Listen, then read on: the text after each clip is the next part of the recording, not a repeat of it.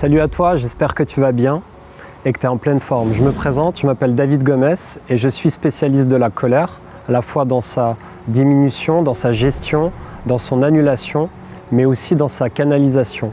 Qu'est-ce que la colère ? La colère, c'est une émotion. Et comme toutes les émotions, elles font partie de nous. On ne peut pas y échapper. On est des êtres émotionnels. Et cette colère, elle est souvent taboue dans notre société ou alors dans notre éducation, parce qu'on ne nous a pas appris à vivre nos émotions. Par exemple, quand on était petit, on nous a souvent dit, je ne sais pas si ça te parle, mais ne sois pas en colère, ne montre pas la colère, ça ne montre pas. Et donc du coup, on l'a bridé, on l'a étouffé. Et une émotion, c'est une énergie en motion, c'est-à-dire en mouvement.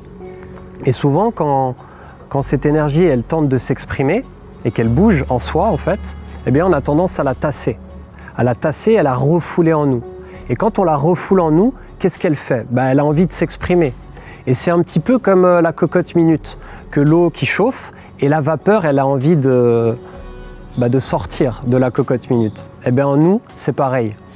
Si l'émotion de colère bouillit de plus en plus et qu'on ne la vit pas, eh bien, ça fait l'effet d'une cocotte minute. Et quand ça pète, eh bien là, ça peut être un petit peu dévastateur pour son intérieur déjà, mais aussi pour l'extérieur.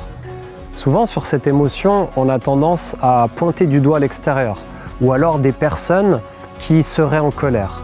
Si je fais ça, tu vois que j'ai un doigt qui pointe devant, un doigt qui pointe vers le haut, mais j'ai 3 doigts qui pointent vers moi. Donc, ce qu'on dit de l'extérieur, eh bien, on le perçoit en fait, même inconsciemment, à l'intérieur de soi. Donc, c'est toujours ça en fait. Ce qu'on voit à l'extérieur, c'est à notre intérieur. Donc, cette colère, il est temps de reprendre notre responsabilité, ta responsabilité, de la vivre avec toi-même parce que c'est une émotion et c'est une énergie qui se vit d'abord en toi. D'une manière générale, la colère, elle est perçue d'un point de vue négatif. C'est dévastateur, c'est pas positif. Alors, moi, j'ai envie de te proposer une approche un peu différente, c'est-à-dire de percevoir cette colère comme une énergie de transformation, en levier de véritable changement.